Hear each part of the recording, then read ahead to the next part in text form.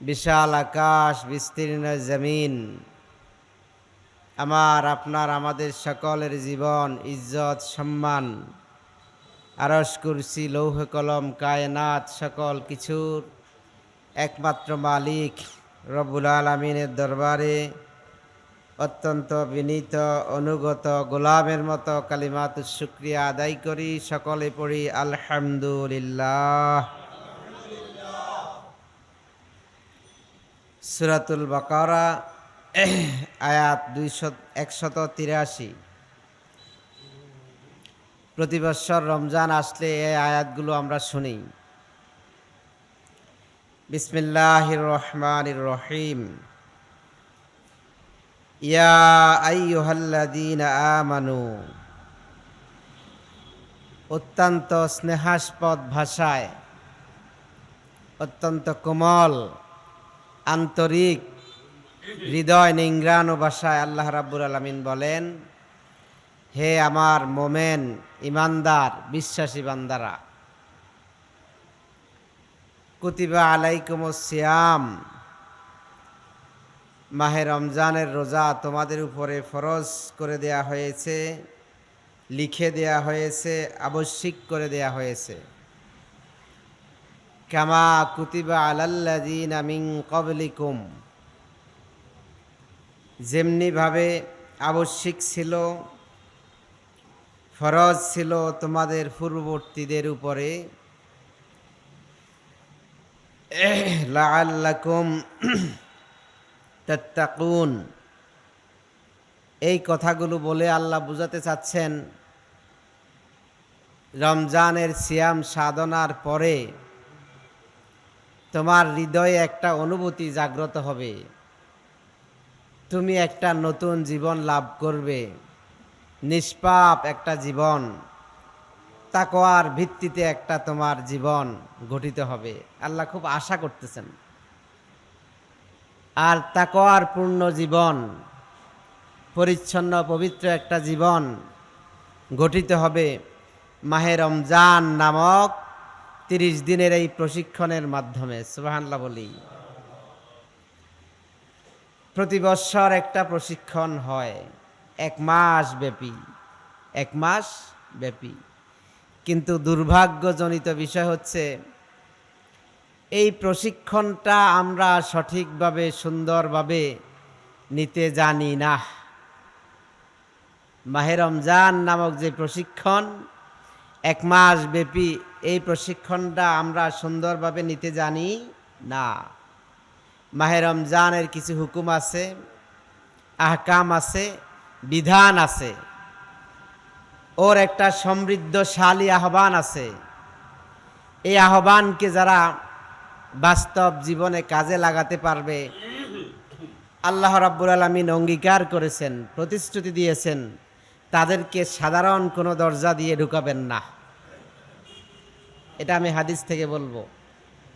সাধারণ কোনো দরজা দিয়ে জান্নাতে ঢুকাবেন না, স্পেশাল একটা দরজা তাদের জন্য প্রস্তুত করে রেখেছেন, তৈরি করেছেন আল্লাহ রাব্বুল আলামিন। সুবহানাল্লাহ বলেন। তো এই আয়াতে কারিমায়, সম্মানিত এই আয়াতে কারিমায় আমরা বুঝতে পারি, মাহে রমজান শুধু আমাদের উপরেই যে ফরজ ছিল, বিষয়টা এরকম নয়। নূহ আলাইহিস সালাতু ওয়াস সালাম থেকে শুরু করে হযরত মুহাম্মদ সাল্লাল্লাহু আলাইহি ওয়াসাল্লামের আবির্ভাব পর্যন্ত রমজানের রোজা 1 মাস ফরজ ছিল না। প্রতি মাসে 3টা ফরজ ছিল, প্রতি মাসে 3টা ছিল ফরজ। 3 × 36, আমরা পাইছি 29 অথবা 30। তো সেই 6টাও কিন্তু আমাদের মধ্যে আছে রমজানের পরে। তো আল্লাহ রাব্বুল আলামিন এখানে রমজানের ছোট্ট একটা ইতিহাস এনেছেন। 2য় হিজরি পর্যন্ত, রমজানের আয়াত নাজেল না হওয়া পর্যন্ত, রমজানের রোজার বিকল্প প্রতি মাসে 3টা করে রোজা রাখা লাগতো মুসলমানরা। রমজান এবং নামাজ 3 বার এর বিধান পরিবর্তিত হয়েছে 3 বার। কয়বার? 3 বার। সূরা বাকারার 184 নম্বর আয়াতটি যখন নাজেল হলো, এখানে যে বিধান, এখানে একটা ফতুয়া দিচ্ছেন আল্লাহ, সেটাতে পরে আসব। তার আগে আয়াতটি শেষ করি। রমজানের বিধান মোট 3 বার পরিবর্তন হয়েছে, নামাজের বিধানও মোট 3 বার পরিবর্তন হয়েছে, এগুলো পরে বলছি। তো আল্লাহ বলেন যে কামা কুতিবা আলাল্লাযিনা, যেমনিভাবে ফরজ ছিল, আবশ্যিক ছিল, লিখে দেয়া হয়েছিল তোমাদের পূর্ববর্তী জনগোষ্ঠীর উপরে, এটুকু তো বুঝতে পারছেন। লাআল্লাকুম তাত্তাকুন, এই রমজানের আহ্বানের যে নীতি রয়েছে, সিদ্ধান্ত রয়েছে, আইন রয়েছে, কানুন রয়েছে, এই নীতি, সিদ্ধান্ত, আইন, কানুনগুলো মানতে পারলেই আল্লাহর একান্ত অনুগত বান্দায় পরিণত হওয়া যায়, তাকওয়াশীল বান্দায় পরিণত হওয়া যায়। আল্লাহ রাব্বুল আলামিন এই আয়াতে কারিমায় এটুকু কথাই আমাদেরকে বলেছেন। 184 নম্বর আয়াতটা হচ্ছে একটা মাসালা, এটা একটা ফতুয়া। এই ফতুয়াটা দিচ্ছেন মহান আল্লাহ রাব্বুল আলামিন। আমরা শরীয়তের যখন কোনো বিধান নিয়ে বিতর্কে জড়িত হই অথবা ফতুয়াটা সঠিকভাবে জানতে চাই, তখন বিজ্ঞ আলেমদের কাছে আমরা যাই। এই ফতুয়া দিবেন সুবিজ্ঞ কোনো আলেম নয়, পৃথিবীর কোনো পীর বুজুর্গ নয়, যিনি কোরআনকে আরশে আজিম থেকে এই পৃথিবীতে মানুষের হৃদয় পটে স্থান করার জন্য, ধারণ করার জন্য পাঠিয়েছেন, সে মহান আল্লাহ রাব্বুল আলামিন ফতুয়া দিচ্ছেন। আল্লাহ বলেন আইয়ামাম মা'দুদাতিন ফামান কানা মিনকুম মারিদান আও আলা সাফারিন। ফতুয়াটা হচ্ছে, আল্লাহ বলছেন রমজান মাসের রোজাগুলো কয়েকদিনের মধ্যেই সীমাবদ্ধ, রমজানের পরে আর রোজা পাওয়া যায় না, রমজানের আগেও রোজা পাওয়া যায় না। ফরজ রোজা এমনি প্রতি মাসে আইয়ামে বীজের 3টি রোজা আছে, এগুলো নফল রোজা। প্রতি সপ্তাহে 2টো রোজা আছে, সোমবার বৃহস্পতিবার, এগুলো হচ্ছে নফল রোজা। কিন্তু ফরজ রোজা শুধুমাত্র রমজান মাস ছাড়া এর আগেও নাই, পরেও নাই। তো এই জন্য আল্লাহ বললেন যে রমজান মাসটা অল্প কয়েকদিনের জন্য সীমাবদ্ধ, কয়েকদিন। তো এর মধ্যে, এই রমজানের মধ্যে ফামান কানা মিনকুম মারিদান, তোমাদের মধ্যে যদি কেউ অসুস্থ হয়ে যায়, রুগ্ন হয়ে যায়, অসহায় হয়ে যায়, রোজা রাখার মতো অবস্থা তার শরীরের মধ্যে না থাকে, আও আলা সাফারিন, অথবা সফরের মধ্যে থাকে, ভ্রমণে থাকে, অনেক দূরে আছে সে, এই 2টা ক্রাইটেরিয়ার উপরে আল্লাহ রাব্বুল আলামিন ফতুয়া দিচ্ছেন। একটা লোক রুগ্ন, অসুস্থ, অথবা মুসাফের। তো এখন কি হবে? ফাইদ্দাতুম মিন আইয়ামিন উখার, পরবর্তীতে সে রোজা আদায় করবে। এই যে রোজার ব্যাপারে ছাড় দিলেন, ডিসকাউন্ট দিলেন, কে দিলেন? আল্লাহ নিজেই দিয়েছেন। এখন রোগীর অবস্থা এমন যে রোজা রাখলে শারীরিক অবস্থা খুব খারাপ হতে পারে, অসুস্থতাজনিত অবস্থা আরো মারাত্মক অবস্থায় উপনীত হতে পারে। এই ক্ষেত্রে রোজা ছেড়ে দেওয়ার বিধান দিয়েছেন কে? এখন জোর করে রোজা রাখার দরকার নাই। সফরে যখন থাকে, একটা লোক অসহায় থাকে, তার দিক ঠিক থাকে না, এই জন্য সফরে আল্লাহ রাব্বুল আলামিন তার নামাজটাকে কসর করে দিয়েছেন, ফরজ বিধানকে অর্ধেক করে দিয়েছেন। 4 রাকাত নামাজ 2 রাকাত, এশা ফরজ 2 রাকাত, কিন্তু বিতির 3 রাকাত ঠিক থাকবে, মাগরিব 3 রাকাতে ঠিক থাকবে, আর বাকি ফরজ নামাজগুলো নেসফ মানে অর্ধেক, 4 রাকাত বিশিষ্ট যত নামাজ আছে সবগুলো অর্ধেক কমায় দিয়েছেন কে? সুতরাং এই যে বিধান, এই ফতুয়া দিয়েছেন এখানে দুনিয়ার কোনো হুজুরের বুজুর্গের আদর্শের অনুসরণ করা জায়েজ হবে না। এখন মানুষ আবেগের বশবর্তী হয়ে বলে ফেলে যে আমি রোজা মুখে রেখে মরে যেতে চাই, কিন্তু তারপরেও রোজা আমি ভাঙবো না।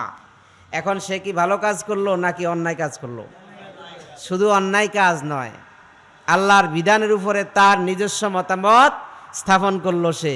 সুতরাং এই সমস্ত মতামত সিদ্ধান্ত গ্রহণ করার মালিক হচ্ছেন একমাত্র আল্লাহ। দুনিয়ার কেউ এই ব্যাপারে সিদ্ধান্ত দিতে পারে না। এটা হচ্ছে আল্লাহর আইন। আল্লাহর আইনকে বাদ দিয়ে কখনো কোনো মানুষ জান্নাতের আশা করতে পারে না।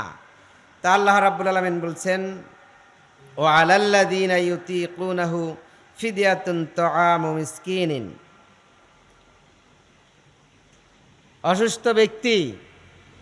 অসুস্থ ব্যক্তির ব্যাপারে ফতোয়া আসতেছে আরেকটা। মাহে রমজানের বিধান 3 বার পরিবর্তিত হয়েছে। কয়বার? প্রথম ছিল প্রতি মাসে কয়টা করে? 3টা করে। যখন দ্বিতীয় হিজরিতে এই আয়াত নাজেল হলো, তখন আল্লাহ বিধান সহজ করে দিয়েছেন। এই আয়াতটা প্রাথমিক পর্যায়ে মক্কায়, মদিনায়, আরব বিশ্বে যে সমস্ত লোকজন ছিল রোজা রাখতে কষ্ট হতো, তাদেরকে প্রথমে একটু অবকাশ দিয়েছেন যে তোমরা ফিদিয়া দিবা। ফিদিয়া হচ্ছে আপনি একদিনে যে খাবারটা খান, নিজে খাবার গ্রহণ করেন, এই খাবারের পরিমাণে দাম, এই খাবারটাই আপনি খাওয়াবেন। আপনি সকালবেলায় যে খাবার খান, দুপুরে যে খাবার খান, রাতের বেলা যে খাবার খান, এই খাবারটা একজনকে দিয়ে দেয়া, গরিবকে। এমন গরিব যে ফরেজগার গরিব, রোজা রাখে, নামাজ পড়ে, আল্লাহ রাব্বুল আলামিন তার রোজার উছিলায় আপনার রোজাটাও আদায় হয়ে যাবে, এই রকম একটা বিধান দিয়ে দিলেন। মুফাসসিরিনে কেরাম এই আয়াত নিয়ে ইখতিলাফাত করেছেন, মতানৈক্য করেছেন। যে কেউ কেউ বলেছেন এই আয়াতের ওই হুকুমটি রহিতকরণ হয়ে গেছে, মানসুখ হয়ে গেছে। আবার মুফাসসিরিনে কেরাম বলেন না, এখনো যারা অসহায় হয়ে যায়, রুগ্ন অবস্থায়, রোগ এমন অবস্থা যে সে রোজা রাখার মতো অবস্থা নাই, তাহলে সে ফিদিয়া দিবে। ফিদিয়াটা হচ্ছে একদিনের খাবার। তাই একদিনের খাবার যদি আপনি সরবরাহ করতে না পারেন, তাহলে তাকে অর্থনৈতিকভাবে সহযোগিতা করবেন। কেমন? একদিনে আপনি যেই পরিমাণ খাবার খান, এই খাবারের পরিমাণটা হচ্ছে হয়তো 200 টাকা হতে পারে, বড় লোক হলে 400 টাকা 500 টাকা হতে পারে। তো 500 টাকা যদি হয়, 5 × 30 = 15,000 টাকা। 1 মাস রোজা রাখবেন না আপনি, এই 15,000 টাকা এমন একজন ফরেজগার রোজাদার নামাজিকে দিবেন যে তার রোজা রাখার কারণে তার রোজাও আদায় হবে, আপনার রোজাও আদায় হবে। এটা হচ্ছে ফিদিয়া। এবার আল্লাহ রাব্বুল আলামিন বলেন, ফামান তাতাআ খাইরান ফাহুয়া খাইরুল লাহু। এখানে আল্লাহ একটু অবকাশ রাখছেন। প্রথম অবস্থা বলছেন কি? মুসাফের অবস্থায়, রুগ্ন অবস্থায় মাহে রমজানের রোজা মাফ। যেই কয়টা কাজা হবে, এই কয়টা মুসাফিরি অবস্থার থেকে উত্তীর্ণ হওয়ার পরে, মুসাফিরি অবস্থার থেকে যখন সে ফারেক হবে, অসুস্থ অবস্থার থেকে যখন সে সুস্থ হবে, পরবর্তীতে 2টা 4টা 5টা 10টা যেই কয়টা রোজা কাজা হয়ে গেছে এগুলো আদায় করবে। এটা হচ্ছে প্রাথমিক বিধান। দ্বিতীয় বিধান হচ্ছে, এই বিধান এখনও কার্যকরী আছে। গতকালকেও আমাকে একজন ফোন দিছিলেন, কেঁদে দিচ্ছেন যে আমি তো রোজা রাখতে পারবো না, খুব অসুস্থ, শোয়ার থেকে উঠতে পারে না, কোনো রকম বসে বসে নামাজ পড়ে, এখন আমি কি করব?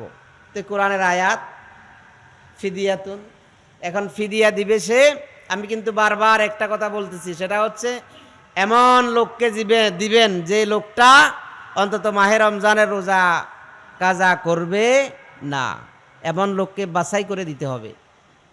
সাবধান, শরীয়তের হুকুম না হয় লঙ্ঘন হয়ে যাওয়ার সম্ভাবনা আছে। এই নসিহাত পেশ করার পরে আল্লাহ রাব্বুল আলামিন বলছেন যে ওয়ামান তাতাওয়া খায়রান ইচ্ছাকৃতভাবে যে কোনো ইবাদত করবে, কল্যাণজনক কাজ করবে, ভালো কাজ করবে, ইবাদত করবে, ফাহুয়া খায়রুল্লাহু, এই কল্যাণ তার জন্যই হবে। আপনি যদি নেক আমল করেন, এই নেক আমলের মালিক কি আপনার সন্তান হবে, স্ত্রী হবে? কে হবে? নিজে। এরপরে আল্লাহ বলতেছেন ওয়ামা ওয়াং তাসুমু খায়রুল লাকুম ইন কুনতুম তা'লামুন। হ্যাঁ, তুমি এমন অসুস্থ, মাহে রমজানের রোজা রাখার মতো অবস্থা, শারীরিক অবস্থা আছে, তুমি এমন ভ্রমণে আসো, এমন সফরে আসো, যে অবস্থায় মাহে রমজানের রোজা রাখার মতো অবস্থা আছে, তাহলে খায়রুল লাহুম, তোমার জন্য এটা কি উত্তম। আল্লাহর বিধানের মধ্যে, আল্লাহর ওয়াজের মধ্যে, আল্লাহর নসিহতের মধ্যে কোনো বেশকম আছে? কোনো গোজামিল আছে? সব ধরনের শরীয়তের বিধান সহজ করে দিলেন আল্লাহ রাব্বুল আলামিন। রোজাদারদের জন্য খুব শুভ সংবাদ আছে। রোজাদারদের জন্য বেহেশত সাজানো হয়, 11 মাস। কয় মাস? জান্নাত সাজানো হবে 11 মাস। জান্নাতের দক্ষিণ পশ্চিম কোণ থেকে হাওয়া বাতাস ছেড়ে দেবেন আল্লাহ রাব্বুল আলামিন। বাতাস যখন জান্নাতের আপনার জন্য রেখে দেয়া পরিচ্ছন্ন পবিত্র হুর আল্লাহ রাব্বুল আলামিন রিজার্ভ রেখেছেন আপনার জন্য, যাদেরকে এর আগে কোনো পুরুষ দেখে নাই, স্পর্শ করে নাই, যারা মণিমুক্তার মতো, যারা সুরক্ষিত দুর্গে মণিমুক্তার মতো। মুক্তা থাকে কোথায়? ঝিনুকের ভিতরে সংরক্ষিত। যখন ঝিনুক থেকে, শামুক থেকে মুক্তাটা বের করা হয়, এটা খুব দামি হয় না? হুরের ব্যাপারে, হুরে আইনের ব্যাপারে কোরআনুল কারিমে অনেক আয়াত আছে, সূরা রহমানে আছে, সূরা ওয়াকিয়ায় আছে, সেটা আরেকদিন শোনাবো ইনশাল্লাহ। আল্লাহ রাব্বুল আলামিন এমন ধরনের সুন্দর হুর রেখেছেন, যারা যৌবন অনুভব করবে, যৌবন যাদের দেহের মধ্যে দোলা দেবে, যৌবনের আনন্দ যারা অনুভব করবে, এই বাতাস শরীরে লাগার সঙ্গে সঙ্গে তারা সিজদায় আল্লাহর কাছে গিয়া বলবে, আল্লাহ, আমরা স্বামী হিসাবে, আমাদের জীবন সঙ্গী হিসাবে, লাইফ পার্টনার হিসাবে এমন সঙ্গী চাই যারা পৃথিবীতে ছিল রোজাদার। সুবহানাল্লাহ বলেন, আরো জোরে বলেন। এই রোজাদারের সম্মান। এরপরে আল্লাহ রাব্বুল আলামিন রোজাদারদের জন্য আরো কি কি প্রতিশ্রুতি রেখেছেন মহানবী সাল্লাল্লাহু আলাইহি সাল্লাম বলবেন। বুখারী হাদিস 1773, আন আবি হুরায়রা রাদিয়াল্লাহু তাআলা আনহু, হযরত আবি হুরায়রা রাদিয়াল্লাহু তাআলা আনহু থেকে হাদিস বর্ণিত, আন্না রাসূলুল্লাহি সাল্লাল্লাহু আলাইহি ওয়াসাল্লাম, আবি হুরায়রা রাদিয়াল্লাহু তাআলা আনহু প্রিয় নবী সাল্লাল্লাহু আলাইহি ওয়াসাল্লামের পরিচ্ছন্ন পবিত্র মুখ থেকে, জবান থেকে হাদিস বর্ণনা করেন। তিনি বলেন, আসিয়ামু জুন্নাতুন ফালা ইয়ারফুস ওয়ালা ইয়াজহাল। রোজাটা হচ্ছে দুশমনের আক্রমণ থেকে নিজেকে রক্ষা করার জন্য ভয়ানক একটা অস্ত্র। যুদ্ধের ময়দানে একজন সৈনিক দুইটা জিনিস ব্যবহার করে। কয়টা? তলোয়ার এবং ডাল, তরবারি এবং ডাল। তরবারি দিয়া শত্রুপক্ষকে ঘায়েল করে, আক্রমণ করে, খুন করে, হত্যা করে, আর ডাল দিয়া নিজেকে সংরক্ষণ করে, হেফাজত করে। ঠিক আল্লাহ রাব্বুল আলামিন এটাই বললেন যে শয়তানি ওয়াসওয়াসায়, শয়তানি দুশ্মনীতে, শয়তানি কর্মকাণ্ডে এই দুনিয়ার মানুষগুলো বিভোর হয়ে যাবে, কিন্তু মাহে রমজান নামক এমন একটা অস্ত্র আল্লাহ রাব্বুল আলামিনের তরফ থেকে, পক্ষ থেকে তোমাদেরকে দেয়া হয়েছে, যেটা শয়তানের সমস্ত কুটিলতা, কুমন্ত্রণা, চক্রান্ত, দুশ্মনী থেকে তোমাদেরকে হেফাজত করবে। তার নাম হচ্ছে রোজা। তার নাম কি? সুবহানাল্লাহ। এখন ভাই, এত কথা বলছেন হুজুর, এত কথা বলছেন, তাহলে তো জান্নাত ঠেকায় কে? কিন্তু দুঃখের বিষয়, সকাল থেকে শুরু করে সন্ধ্যা পর্যন্ত আপনার রোজাটা তো আল্লাহর কাছে পৌঁছায় নাই। কেন পৌঁছায় নাই? এবার হাদিস থেকে শুনুন, রাসূল বলছেন ফালা ইয়ারফুস, অশ্লীলতা করতে পারবে না। তাকান আমার দিকে সবাই। এবার আপনি বলেন, এই সমাজে, এই দেশে, এই মসজিদে, এই পাড়াতে মাহে রমজান আসার পরে অশ্লীলতা কমেছে কিনা? কমে নাই, বরং বেড়েছে। কেমন বেড়েছে? মাহে রমজানে অশ্লীলতা বাড়ে। আমার আপনার সম্মানিতা মা বোনেরা, মেয়েরা অপূর্ব সাজে সেজে গুজে বাজারে আসছে দোকানদারকে দেখানোর জন্য, পরপুরুষকে দেখানোর জন্য। এবার আপনি জান্নাতি, আপনার স্ত্রী, আপনার সন্তান, আপনার মেয়ে জান্নাতি নাকি জাহান্নামী? রোজা এখানে বিফল হয়ে গেল, ঠিক নয়? হৃদয়ের খোরাক দিচ্ছি। এরপরে মুহাম্মদ সাল্লাল্লাহু আলাইহি সাল্লাম বলেন, ওয়ালা ইয়াজহাল, জাহেলের মতো ব্যবহার করিও না, মূর্খের মতো ব্যবহার করিও না। এখন মাহে রমজানের রোজা যখন আমরা রাখি, টেম্পারেচার, মেজাজ ভালো হয় না খারাপ হয়? এখন মাহে রমজানের রোজায় আল্লাহ বলছেন টেম্পারেচার কমবে, ঠান্ডা হবে, শীতল হৃদয়ের মধ্যে শিথিলতা অনুভব হবে, তাহলে মাহে রমজানের রোজা কবুল হবে বোঝা যায়। কিন্তু একটা লোক মেজাজ খারাপ, খারাপ ভাষায় কথা বলছে, বক্র ভাষায় কথা বলছে, মূর্খের মতো জাহেলের মতো কথা বলছে, অশ্লীল ভাষায় কথা বলছে, রোজা তার নকশা ঠিকানা চৌহদ্দি আর ঠিক রাখতে পারে নাই। এরপরে রাসূল বলছেন, ওয়াইন ইমরুন ক্বাতালাহু আও শাতামাহু, তোমরা কেউ কাউকে বেইজ্জতি করিও না।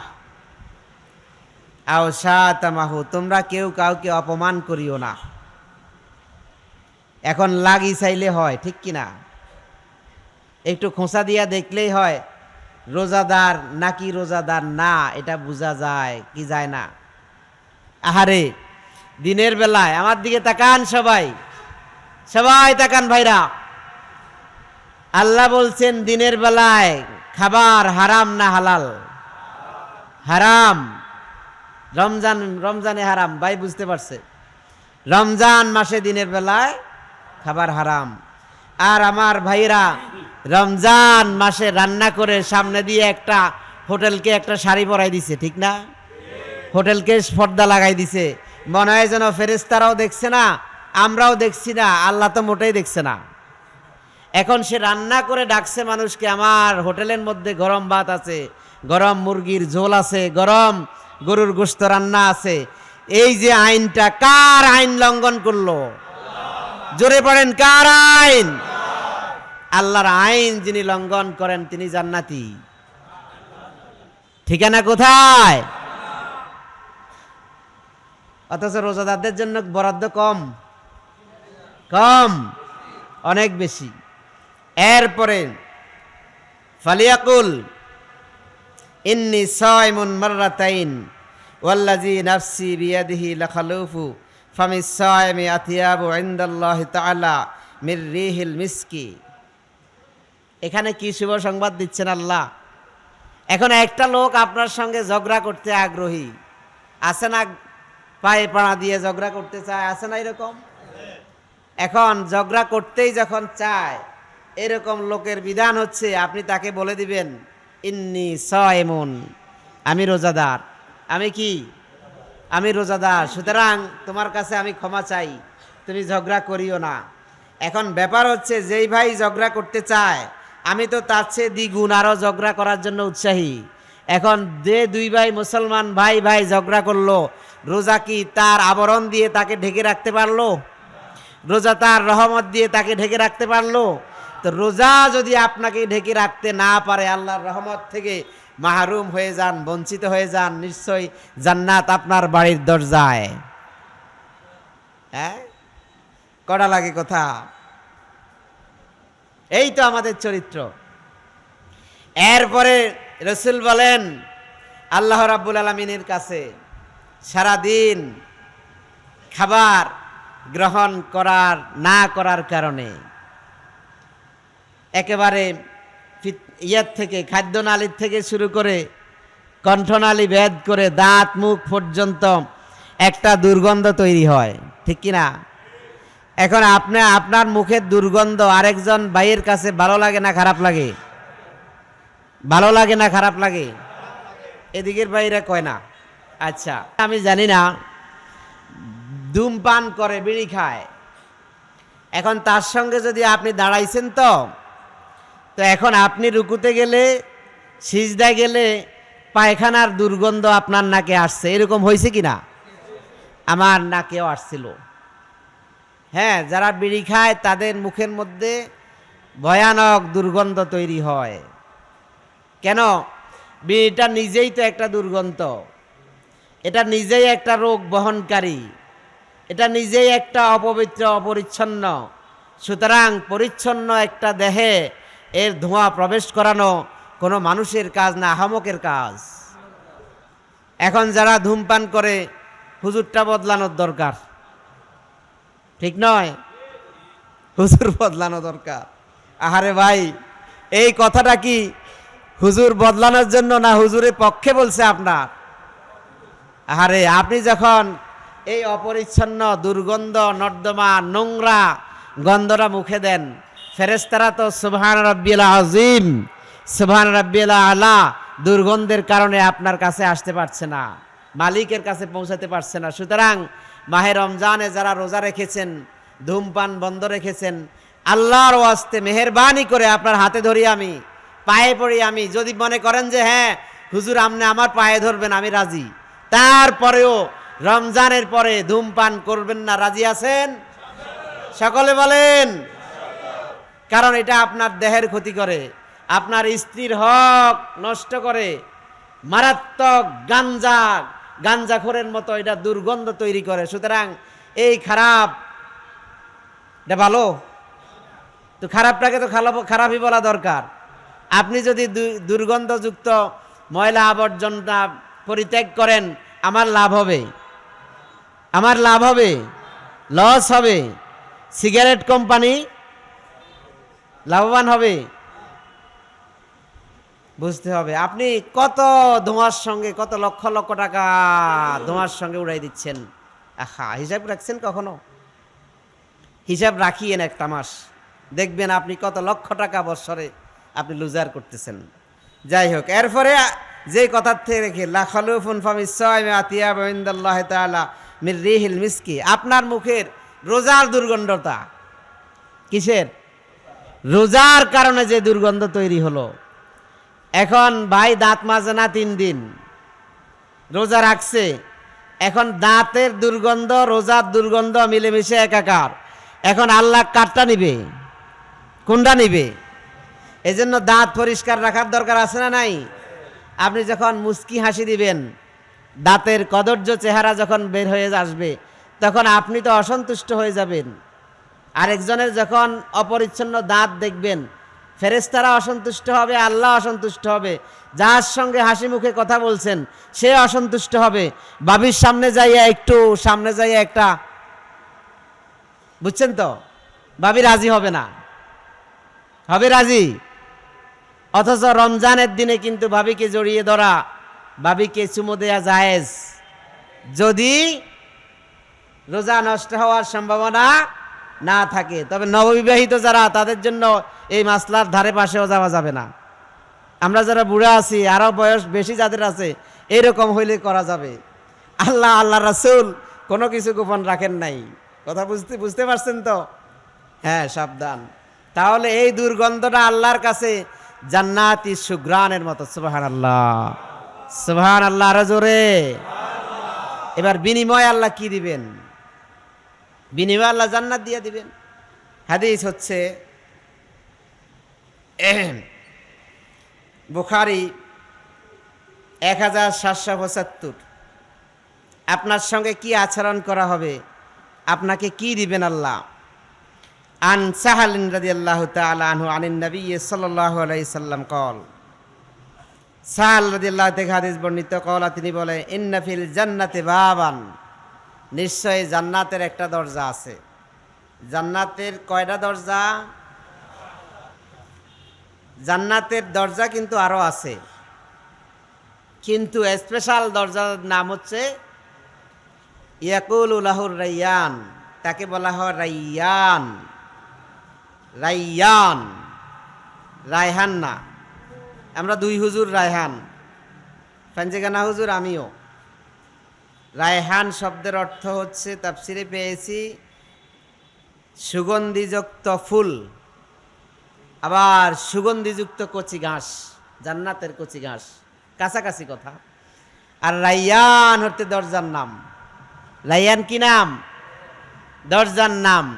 তো আল্লাহ রাব্বুল আলামিন হাশরের ময়দানে বলবেন, বাবান ইয়াকুলু লাহুর রাইয়ান ইয়াদখুলুনা মিনহু সাইমুন। এই রাইয়ান দরজা দিয়া ঢুকবে কারা? রোজাদাররা। রোজাদাররা। ইয়াদখুলু মিনহু সাইমুনা ইয়াওমাল কিয়ামাতি।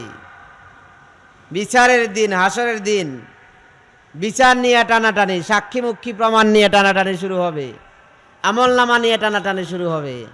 আমল নামাটা হবে পৃথিবীর পূর্ব থেকে পশ্চিম পর্যন্ত, লম্বা, তিরমিজির হাদিস। আল্লাহ বলবেন, ইকরা কিতাবাক কাফা বিনাফসিকাল ইয়াওমা আলাইকা হাসিবা। ধরো, তোমার জিন্দেগি তোমার হাতে আমি তুলে ধরলাম, তুমি পাঠ করো। এবার তুমি জান্নাতে যাবা নাকি জাহান্নামে যাবা, তোমারটা তুমি নিজে দেখো। এই ধরনের হিসাব নিকাশের মধ্যে কেউ ভেজালে থাকবে। আর আল্লাহ বলবেন যে আইনা সাইমুন, রোজাদাররা কোথায়? সুবহানাল্লাহ কোন?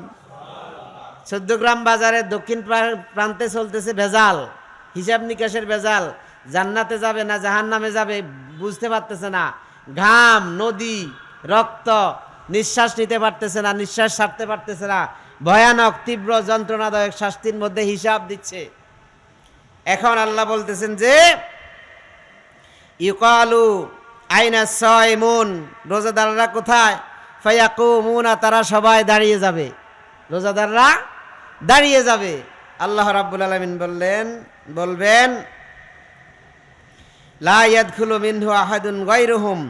এই দরজা দিয়া একমাত্র, কেবলমাত্র, শুধুমাত্র রোজাদাররা প্রবেশ করবে। অন্যদের জন্য এটা তৈরি করা হয় নাই, অন্যরা এটা দিয়া ঢুকতে পারবে না।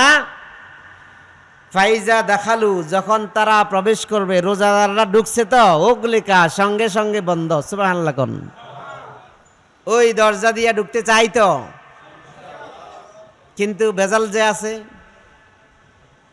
ভেজাল কি? ভেজাল হচ্ছে, আরেকটা হাদিস শুনাই দি, 1782 বুখারী।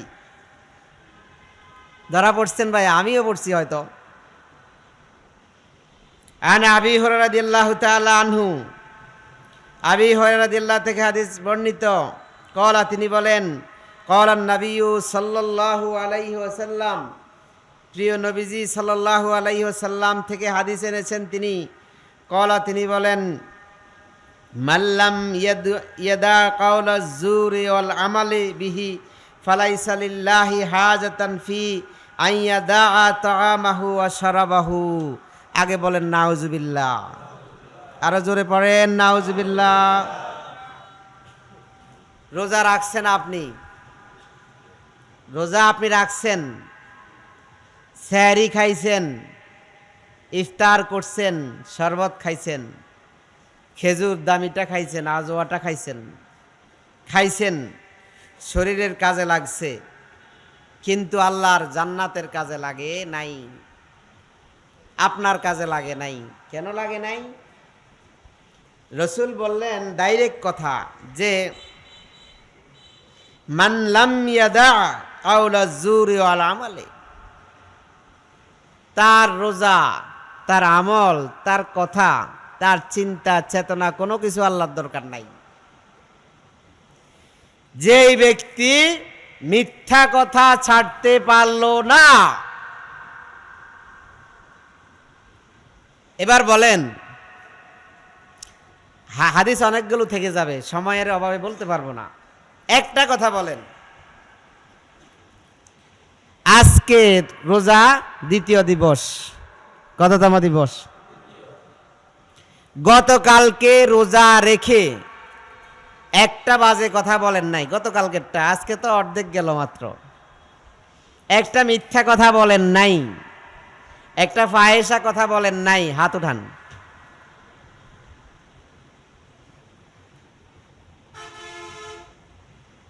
হাত নামান, সংখ্যায় কম, হাত নামান। পরীক্ষা তো এখানেই শেষ। একটা মিথ্যা কথা যদি বলেন, রোজা জাগায়। এবার 30 দিনে কয়টা মিথ্যা কথা বলা জায়েজ? ঘুরাইয়া করলাম আর কি। 30 দিনে কয়টা মিথ্যা কথা বলা জায়েজ? একটাও। 354 দিন হয়। আরবিতে কয়শো 54 দিন? 53-54 দিনের বেশি হবে না। এবার 353 অথবা 54 দিনে একটা মিথ্যা কথা বলা জায়েজ। কারণ রমজানের 30 দিনে একটা মিথ্যা কথা বলা জায়েজ নাই, হারাম।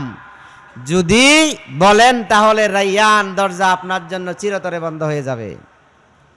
এখন কি করবেন? পথ আছে কিন্তু। আল্লাহর হক তো, আল্লাহর হক আল্লাহ মাফ করে দিতে পারেন। সোজা হিসাব আছে। উঠে যাবেন, এখনই উঠে যাবেন। রাতের 4টায় উঠে যাবেন। আজকে খাবার শেষ হয়েছে 5টা, না 9। আচ্ছা, কাছাকাছি সময় ধরলাম, আপনাদেরটা ধরলাম। তো এখন না, কুমিল্লার জন্য 14 গ্রাম, আশেপাশের এলাকার জন্য 8-9। আচ্ছা আচ্ছা, থাক, ঠিক আছে, ধরলাম একটাই। আধা ঘন্টা যদি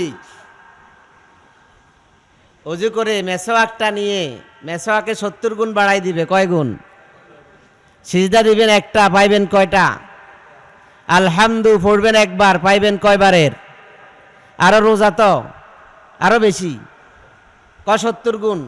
আল্লাহ রাখছে অগণিত। 70 দিয়ে গুণ করা জায়েজ নাই, অগণিত।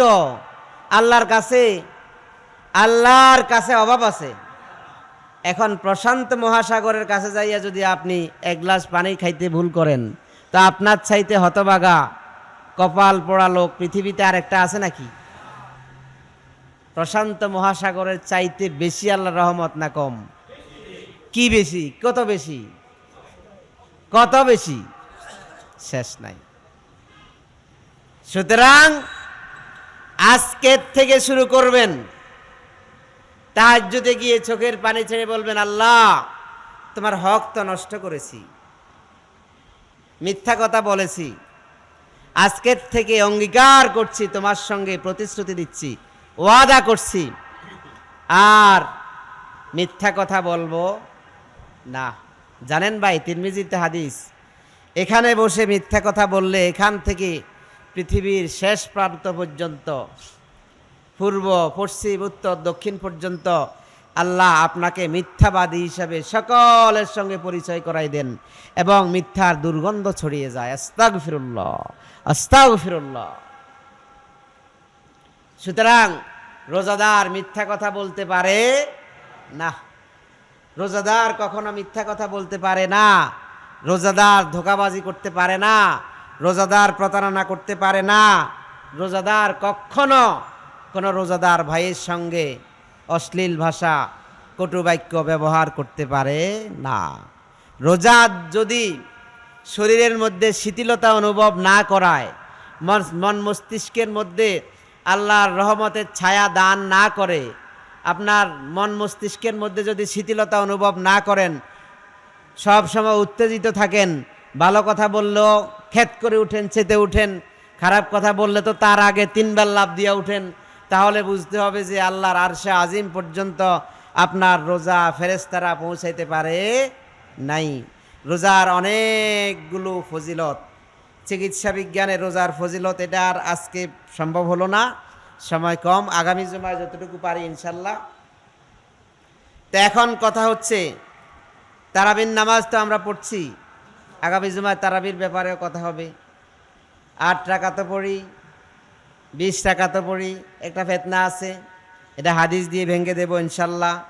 আর মাহে রমজানের হক যথাযথভাবে পালন করার চেষ্টা করব ইনশাল্লাহ। মিথ্যা কথা বলবো না, গীবত করব না। গীবত যদি করি, গীবতের ভয়ানক, এটার খুতবা আছে এটার উপরে, গীবতের ভয়ানক ক্ষতিটা হচ্ছে কি, আপনি যার গীবত করলেন, গীবতটা কি বুঝতে হবে। ধরেন সে এই কাজটা করেছে, একটা অন্যায় সে করেছে, আপনি তার সামনে এই কথাটা বললে সে রাগ হবে, এটার নাম হচ্ছে গীবত। আপনি যদি তার সামনে বলেন, সে মনে কষ্টে আসার কারণে সে রাগ হয়ে যাবে, এটা হচ্ছে গীবত। আর যদি তার নামে কোনো মিথ্যা কথা বানাইয়া বলেন, হাদিসের ভাষায় ফাকাত বাহাত্তাহ, এটা হচ্ছে বুহতান। গীবতের চাইতে ভয়ানক, আরো ভয়ঙ্কর হলো বুহতান। বুহতান, সাবধান। গীবতের ক্ষতি হচ্ছে সে আপনার কাছে পাওনাদার হয়ে গেল, পাওনাদারের পাওনা কিন্তু মাফ হয় না, কথা বুঝতে হবে ভাই। পাওনাদারের পাওনা কখনো মাফ করেন না আল্লাহ। গীবত যখন করলেন, 1 নম্বর সে আপনার কাছে পাওনাদার হয়ে গেল, আপনি দেনাদার হয়ে গেলেন, ঋণগ্রস্ত হয়ে গেলেন। পাশাপাশি হচ্ছে আপনার আমল নামার মধ্যে আজকে রোজা রাখার কারণে, আজকে নামাজ পড়ার কারণে সওয়াব হয়েছে না, গীবত করার কারণে এই সওয়াবগুলি ওই ভাইয়ের আমল নামার মধ্যে চলে গেছে, সেই ভাই বেনিফিটেড হয়ে গেছে, লাভবান হয়ে গেছে, আপনি লসের বাগি নিয়ে আছেন, আপনার আমল নামা খালি হয়ে গেছে। সুতরাং একটা আমল যদি আমরা করি, এই আজকের জুমায় একটা সিদ্ধান্ত নিব। কয়টা? একটা সিদ্ধান্ত নিব যে আমরা মিথ্যা কথা বলবো না, আর গীবত করব না।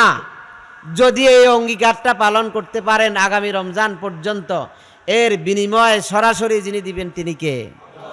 আল্লাহ আমাদেরকে তৌফিক দান করুন, আমাদের মাহে রমজানের রোজাগুলি কবুল করুন।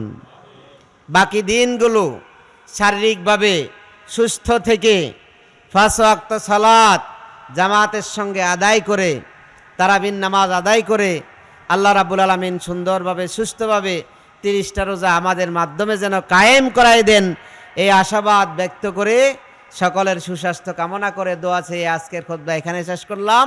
আসসালামু আলাইকুম ওয়া রাহমাতুল্লাহি ওয়া বারাকাতুহু।